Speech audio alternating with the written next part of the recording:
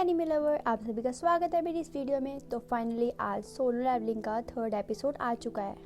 Episode के starting में हमें एक डंजन का सीन दिखाया जाता है। शायद आपको याद भी होगी जिन्वो के साथ जब संग जिन्वो जाता है रेड पे, तभी हमें दिखाया जाता है यहाँ पे शैडो शोल्जर्स भी सारा काम कर देते हैं और आराम से जिन्वो यहाँ पे बैठा होता है। लेकिन जिन्वो इन सभी को देख के काफी ज्यादा शॉक्ड हो जाता है। फिर वो कहता है, अरे हाँ, मैंने तो तुम्हें दिखाया नहीं था इनको, मेरा एक स्किल है बट इसको एक्सप्लेन करना थोड़ा सा डिफिकल्ट है। तभी हम देखते हैं कि ये सारे के सारे मॉन्स्टर्स को हरा देते हैं। उसके बाद जो जेम्स हैं वो उनको कलेक्ट करना स्टार्ट कर देते हैं। तभी जिना नीचे बैठ जाता है और कहता है, प्लीज मुझे अब मैजिक जेम्स तो इकट्ठे करने दो। तभी यहाँ पे एक सोल्जर आता है, वो सारे जेम्स उठा के इन्हू को दे देता है। उसके बाद हमें यहाँ पे एक बोट का सीन दिखाया जाता है जिसके चिथड़े उड़े हुए होते हैं। बोट पे सारे के सारे सिपाही मर चुके होते हैं सिवाय एक के, और वो भी काफी ज्यादा डरा हुआ होता है और वो इंग्लिश बोल रहा होता है। तभी सामने से एक बड़ा सा भारी सा बंदा आता है। वो सोचता है शायद ये कोई मैजिक बीस्ट है, लेकिन वो बंदा बताता है उसे कि नहीं, ये कोई मैजिक बीस्ट नहीं है। जिन्हू का जो ये रेड मिशन होता है ये काफी अच्छा जाता है। तभी हम देखते हैं ये लोग पार्टी वगैरह कर रहे होते हैं, फुल एंजॉय कर रहे होते हैं क्योंकि इनके 19 क्वेस्ट मिशंस खत्म हो चुके होते हैं और ये काफी ज्यादा खुश होते हैं। आपको पता है यहाँ पे जिन्हू अपना खुद का गिल्ड बनाने के लिए उसे अपने खुद के मिशंस कंप्लीट करने थे जिसमें जिन्हू उसकी हेल्प कर रहा था। और फिर तभी वो उससे पूछता है जिन्हू का क्या सीन है। तभी जिन्हू बताता है कि वो उसे कुछ समय तक कांटेक्ट नहीं कर पाएगा क्योंकि वो कहीं दूर जा रहा है। अभी हम यहाँ पे देखते हैं जिन्हू को तो पूरी चढ़ गई होती है। वो बोलता है, अगर आपको मुझसे इतनी ही चिढ़ मचती है ना तो आप मुझे मुंह पे बोल सकते हो, मैं आपको ज्यादा परेशान नहीं करूंगा। और वो ये भी बताता है कि उसका एक भाई है जो उसे 10 साल बड़ा है, लेकिन वो उसको बिल्कुल भी पसंद नहीं करता और ना ही हम दोनों ने कभी बैठकर बात की है। वो कहता है, काश तुम मेरे बड़े भाई होते संग जिन्हू। तभी जिन्हू कहता है, ठीक है, फिर आज से तुम मेरे छोटे भाई हो। और तभी वो वहाँ पे बहुत ज्यादा खुश हो जाता है और वो कहता है, प्लीज आप मीट और खाइए और खाइए। इसके बाद हमें नेक्स्ट सीन दिखाया जाता है जहाँ पे हम देखते हैं एक आदमी को जेल में बंद किया होता है। इसी के बारे में से बात कर रहे होते हैं कि ये कोई फॉरेन हंटर है जो 10 साल पहले एक गेट के अंदर बंद हो गया था और फंस गया था। और अभी रिसेंटली यूनाइटेड स्टेट के बाहर एक गेट ओपन हुआ था जहाँ से ये भाग निकला और इसको इंग्लिश भी बोलना नहीं आता। और ऐसा हो सकता है कि ये कोई ह्यूमनाइज्ड बीस्ट हो जिसने इंसान का रूप ले रखा हो, जो कि बोल भी सकता हो। इसीलिए हमने एक हंटर को बुलाया है जिसका नाम है मिस्टर डांगसू। और तभी वो उस आदमी के बारे में बात करते हैं जिसका नाम है संग टू ह्योन। उसके बाद हमें नेक्स्ट सीन दिखाया जाता है जहाँ पे जिन्हू मॉर्निंग जाने के लिए रेडी होता है और जिन्हा पूछती है, तुम कहाँ जा रहे हो। तभी जिन्हू बोलता है, मैं एक हफ्ते के लिए ट्रिप पे जा रहा हूँ। तभी जिन्हा पूछती है, किसके साथ जा रहे हो, और तुमने तो मुझे बताया भी नहीं कि तुम्हारी गर्लफ्रेंड है। तभी जिन्हू कहता है, मैं अपने दोस्त के साथ जा रहा हूँ, और ये बोल के वहाँ से वो चला जाता है। तभी हम देखते हैं वो आया होता है डीमन कासल के अंदर। शायद आपको याद होगा कि वो सेवरस के साथ लड़ा था, लेकिन उसका पहले लेवल 20 था, अब उसका लेवल ट्रिपल हो चुका है। देखते हैं कि हम यहाँ पे वो आसानी से हरा पाएगा कि नहीं उसको। और जैसे ही वो एंटर होने के लिए आता है तभी उसे एक नोटिफिकेशन आता है क्वेस्ट का जिसमें लिखा था उसे 10,000 डीमंस की सोल को इकट्ठा करना पड़ेगा। तभी हम देखते हैं कि वो अंदर आता है। जैसे ही वो अंदर आता है वहाँ पे काफी सारे डीमंस होते हैं। उसके बाद हमें यहाँ पे जिन्हों का सीन दिखाया जाता है। तभी हम देखते हैं वो अपने फादर के पास आया होता है। उसके फादर कहते हैं, क्या तुम क्या चाहते हो कि मैं अपना गिल्ड तुम्हारे नाम कर दूं? तुम्हें पता है ना कि जिनसो जिन्हू का भाई है, लेकिन तब भी तुम ऐसी रिक्वेस्ट कर रहे हो। और तभी जिन्हू कहता है कि मेरे भाई का प्लान ये है कि वो किसी बाहर वाले बंदे को गिल्ड मास्टर बनाना चाहते हैं और ये काफी ज्यादा खतरनाक हो सकता है। तभी उसके फादर कहते हैं, ये डंजन सन जिन्बू है ना? अरे हाँ, वही जो डबल डंस इंसिडेंट पे था, जो कि तब शामिल था ऑन डोंग सुक की टीम को जब खत्म किया गया था। इसके अलावा जो सुपरवाइजर डिपार्टमेंट के प्रेजेंस से उनकी मौत हुई थी और वो उन सभी इंसिडेंट में वहीं पे था और वो बिना किसी खरोच के वहाँ से वापस आ गया था। उसने तुम्हारे हर एक ग्रेड कंपटीशन में पार्टिसिपेट किया था।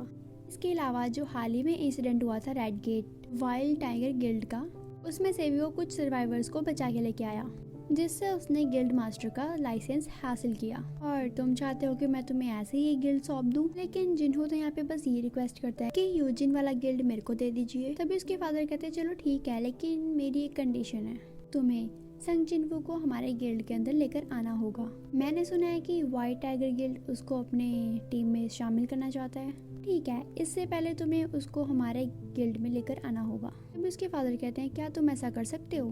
तभी जिन्हू कहते हैं, हाँ मैं ऐसा करूंगा। तभी हमें यहाँ पे डीमन कासल का सीन दिखाया जाता है। तभी हम देखते हैं जिन्हू ने यहाँ पे काफी सारे डीमंस को मार दिया होता है और तभी वो एक चीज नोटिस करता है कि वो इन सभी की सोल को एक्सट्रैक्ट नहीं कर सकता। अभी हम देखते हैं उसे एक गेट पास मिलता है, एक एंट्री परमिट मिलता है है सेकंड फ्लोर पे जाने का। ये जो गेट होता है काफी दूर होता है, तभी वो आइस बियर को बाहर निकालता है और उसके ऊपर बैठ जाता है। अभी हमें कुछ डीमंस दिखाए जाते हैं, लेकिन जो आइस बियर होता है वो उन सभी को खत्म कर देता है क्योंकि वो काफी ज्यादा ताकतवर होता है। और जिन्वू उसकी ये पावर देख के उसका नाम टैंक रख देता है। दूसरी ओर हमें यहाँ पे चाहे इनका सीन दिखाया जाता है, जो कि स्विमिंग करके अभी बाहर निकली ही होती है और सभी गर्ल्स उसको देखने लग जाती हैं, लेकिन वो थोड़ी टेंशन में होती है क्योंकि वो सोच रही होती है जो बात उसकी चोइंग जो हिन से हुई थी, क्योंकि उसने कहा था कि हम ये बात पब्लिक को क्यों नहीं बताते कि जो रेड आंट्स हैं उनके विंग्स निकल आए हैं और ये कभी भी उड़ के हमारे पास आ सकते हैं, और ये बात पब्लिक में क्यों नहीं बताई। तभी जॉय बताता है कि ये तो एसोसिएशन का ऑर्डर है, और वैसे भी अगर ये बात हम लोगों को बताएंगे तो फालतू में डरने लग जाएंगे।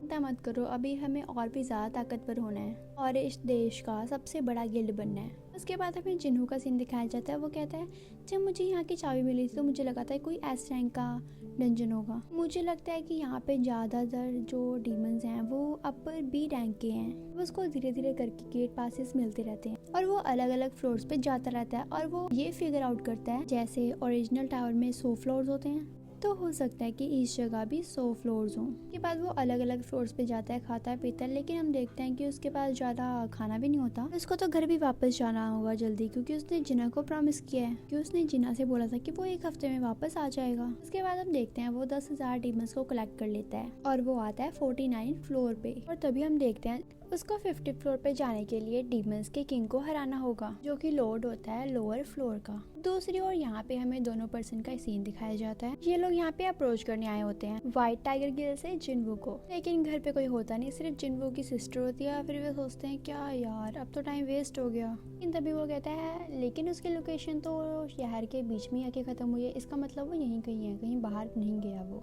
फिर वो गर्ल से पूछती है तुम्हें कैसे पता, तब वो बताता है कि ये तो मेरा काम है, मुझे तो पता ही होगा सब कुछ। उसके बाद हमें फिर से जिन्वू का सीन दिखाया जाता है। वो कहता है बॉस को मेरे लिए छोड़ देना और बाकी सबको तुम निपटा सकते हो। यहाँ पे पूरी शैडो आर्मी उन टीमों से लड़ने के लिए आगे बढ़ती है। फिर एग्रेस अपना कमाल दिखाना शुरू कर देता है। साथ में च्यू बताता है कि उसके नंबर ऑफ सोल्जर्स भी बढ़ चुके हैं और उसकी मैजिक पावर भी बढ़ चुकी है। वो कहता है ये बड़ा बॉस यहाँ पे कब तक बैठा रहेगा, कब तक ये हिलेगा नहीं। वो पलक झपकते ही गायब हो जाता है और वो इन लोगों के ऊपर आ जाता है। यहाँ पे एग्रेस भी शॉक हो जाता है उसको देख के, तभी वो उनके ऊपर अटैक करता है और फिर यहाँ पे जिन्हू भी तैयार हो जाता है लड़ने के लिए, और जिन्हू जैसे ही उसको एक पंच मारता है वो उड़ता हुआ दूर चला जाता है। उसके बाद इन दोनों की बहुत ही जबरदस्त फाइट होती है। बाद जिन्हू उसके गले के ऊपर अटैक करता है, उसके बाद वो उस किंग को हरा देता है। दूसरी ओर हम देखते हैं डोंगसू बीस्ट से मिलने के लिए आता है। फिर डोंगसू कहता है अच्छा अब मैजिक बीस्ट इंसानी रूप भी लेने लगे हैं। फिर वो बीस्ट कहता है तुम चाहो तो मेरा डीएनए टेस्ट करा सकते हो। झूठ नहीं बोल रहा था। फिर डोंगसू बोलता है क्या यार तुमने मुझे बेफालतू का काम दे दिया।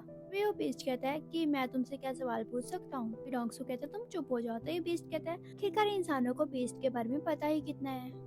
और फिर डोंगसू कहता है तुम बकवास क्या कर रहे हो। तभी वो बीस्ट कहता है कि तुम्हें गेट्स और मैजिक बीस्ट के बारे में क्या क्या पता है। फिर डोंगसू कहता है तुम कहना क्या चाहते हो, तुम बकवास क्या करी जा रहे हो। तभी वो बीस्ट कहता है डंजन गेट बीस्ट ये तो बस एक चेतावनी है ये वाली तबाही के बारे में। तभी डोंगसू कहता है क्या तबाही, किस चीज की तबाही। फिर वो बीस्ट कहता है मेरा तो बस एक ही गोल है कि मैं उस तबाही को रोक सकूं। फिर डोंगसू कहता है तुम ये बकवास बंद करो, तुम्हें पता भी है यहाँ पे कितने हंटर्स हैं, सभी हंटर्स को इकट्ठा कर लिया तो क्या होगा। तभी वो कहता है चाहे तुम जितने मर्जी लोगों को इकट्ठा कर लो लेकिन तुम उसका सामना नहीं कर पाओगे, वो सब खाली हो जाएंगे और खत्म कर दिए जाएंगे। हाँ तुम्हारे अंदर भी थोड़ी बहुत ताकत तो है। तभी ये बात डोंगसू सुन के चिढ़ जाता है और वो कहता है वैसे देखा जाए तो तुम जैसे बीस्ट का भी एक इंसानी नाम है और तुम्हारे तो बीवी बच्चे भी हैं। और क्या तुम मुझे बताओगे तुम्हारे बच्चे का नाम क्या है। जो बीस्ट है उसको हम संगटू कहते हैं और तभी संगटू बताता है कि उसके बच्चे का नाम जिन्हू है। तभी डोंगसू कहता है वैसे मैं बताऊं तो तुम्हारा बेटा मर चुका है, तुम्हारे कोई आखिरी शब्द है उसके लिए तो तुम उसको नरक में जाकर मिल सकते हो। उसके बाद हमें दूसरी ओर दिखाया जाता है जिन्हू का सीन। फिर हम देखते हैं उसकी आर्मी आगे बढ़ रही होती है। तभी हम यहाँ पे एक स्केलेटन किंग भी देखते हैं तो वे जिन्हू हरा देता है। उसके बाद उसका लेवल अप हो जाता है। उसके बाद हम देखते हैं एक बिल्डिंग जो कि डिस्ट्रॉय हो चुकी होती है। कुछ लोग होते हैं वो कहते हैं जब भी एस रैंक के हंटर्स लड़ते हैं तो पूरी तबाही हो जाती है। वो हम लकी थे उस बिल्डिंग में शामिल नहीं थे। तभी हम देखते हैं पलक झपकते ही लड़ाई खत्म हो गई, यानी कि डोंगसू हार गया भाई।